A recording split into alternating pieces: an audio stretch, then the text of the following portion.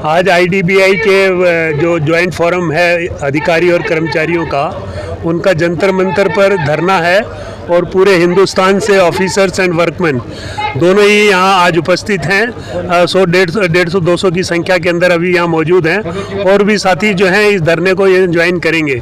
मुख्य उनका इशू है कि जो प्राइवेटाइजेशन करने की भारत सरकार के द्वारा जो कोशिश की जा रही है उसको रोका जाए, क्योंकि 1921 के अंदर जो है वो वित्त मंत्री जी ने बजट पेश करते हुए ये कहा था कि हम आईडीबीआई को जो है वो प्राइवेटाइज करेंगे। आज ऑलरेडी इसकी जो अधिकतर पूंजी जो है 42% के लगभग जो है वो ऑलरेडी प्राइवेट कैपिटल इसके अंदर है और अभी जो है वो आईडीबीआई और आईडीबीआई बैंक दोनों का जो है वो मर्जर भी किया गया और अधिकतर शेयर जो हैं वो एलआईसी के हैं। इन हालात के अंदर जो है ये प्राइवेटाइजेशन किसी भी तरीके से जो है वो जो भी स्टेक होल्डर्स हैं, चाहे वो इसके खातादारी हैं या कर्मचारी हैं, अधिकारी हैं या दूसरे जो वित्तीय व्यवस्था है, उसके किसी भी तरह से जो है वो हित के अंदर नहीं होगा और इसीलिए हम इसका विरोध जो है ये प्राइवेटाइजेशन की जो कोशिश है उसका कर रहे हैं। आम जनता को कितना नुकसान होगा? आम जनता को देखिए, जब भी किसी सरकारी संस्थान का या पीएसयू का जो है वो अगर प्राइवेटाइजेशन किया जाता है तो मालिकाना हक जाहिर है कि वो सरकार के हाथों से निकल करके वो पूंजीपतियों के हाथ में जाता है और उसका ध्येय खाली इतना ही होता है कि उसको मुनाफा अधिक से अधिक कमाना है। और इसलिए जब जो आज जितनी भी स्कीम्स हैं सरकार की, जनधन योजना हो, अटल पेंशन योजना हो या बीमा योजना हो, जितनी भी योजनाएं आज सरकार के व्याप पर ये बैंक कर रहा है, वो जाहिर है कि उन प्राइवेट बैंक उस तरीके से जो है ये इन योजनाओं को लागू नहीं करेगा और जो अपने मनमाने तरीके से जो है वो जो प्राइवेट बैंक जिस तरीके से बैंकों को चलाते हैं उनको चलाया जाएगा और आम जनता को उसके अंदर नुकसान है। सर्विस चार्जेस में बढ़ोतरी होगी या और दूसरे जो है जो भी जो तरीके हो सकते हैं, तो आम जनता का तो इसमें लॉस ही लॉस है। नमस्कार, मेरा नाम विठल कोटेश्वरराव हैं। आज 9 अगस्त 2023 जंतर मंतर दिल्ली में हम एक धरना प्रदर्शन दे रहे हैं।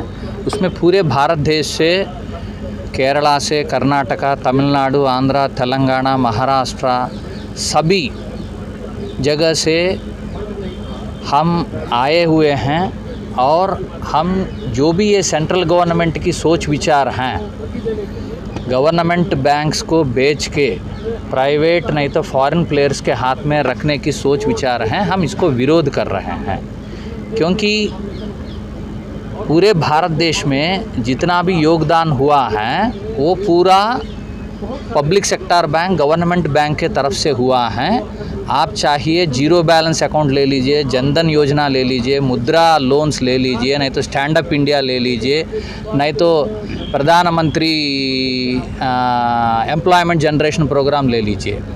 लेकिन आज ऐसा सोच विचार में जा रहे हैं कि गवर्नमेंट बैंक्स को प्राइवेट नहीं तो फॉरेन वालों के हाथ में देने के लिए ये आम आदमी के खिलाफ ही जा रहा है।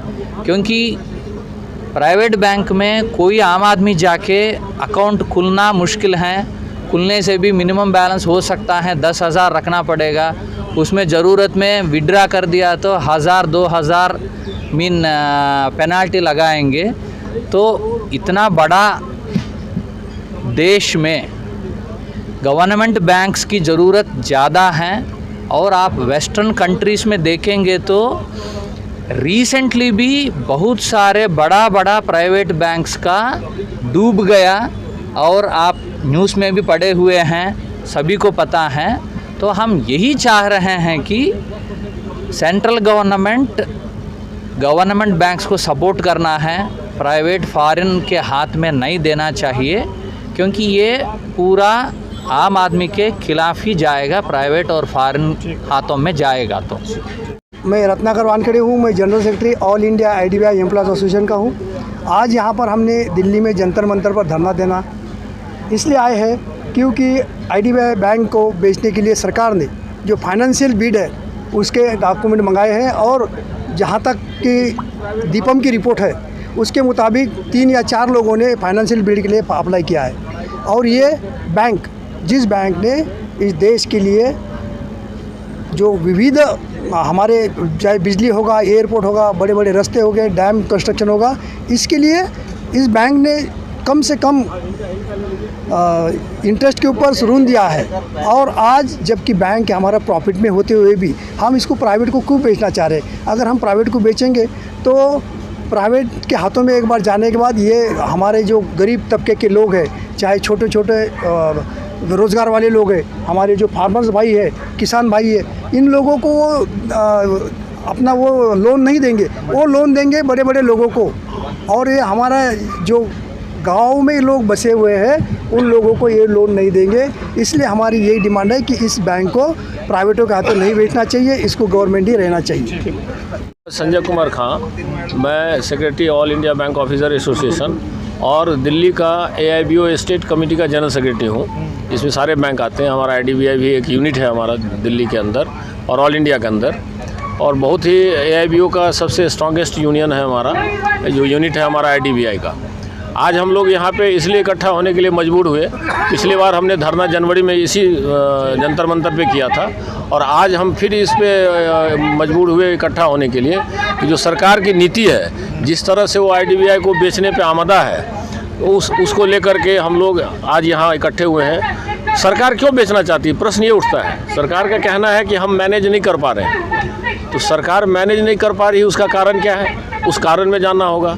कारण ये है कि जब बैंकों का, ये बैंक का फॉर्मेशन का पहले समझिए, ये 1964 में जब देश को इंडस्ट्रियल रिवॉल्यूशन को गति देने की आवश्यकता थी, फंड नहीं था, बड़े बड़े धन्ना से टाटा बिरला डालमिया कुंडली मार के बैठे हुए थे, सरकार को पैसा नहीं दे रहा था। उस समय सरकार ने एक होली ओन्ड सब्सिडियरी RBI का के रूप में इस बैंक का स्थापना किया, और चूंकि सरकारी बैंक का उसमें लेवल था, तो देश की आम जनता ने उस बैंक में अपना हार्ड ओन्ड मनी जमा किया।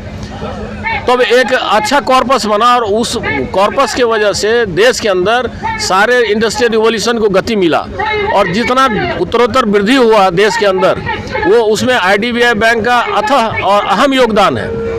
कालांतर में चलते चलते इस सरकार ने फिर इसका नामांकन किया। मांग रही है आप लोगों की, दोबारा ये प्रोटेस्ट कर, आगे की क्या रणनीति है? आगे की रणनीति अगर सरकार जाती तो हम लोग इंडिफिनिट स्ट्राइक पर भी जा सकते हैं, और न केवल IDBI में बल्कि AIBO के जितने भी एफिलिएटेड यूनिट है हमारे दूसरे बैंकों में, हम लोग राष्ट्रव्यापी हड़ताल के लिए भी आमादा होंगे, और जरूरत पड़ी तो इंडिफिनिट स्ट्राइक पर भी जाएंगे।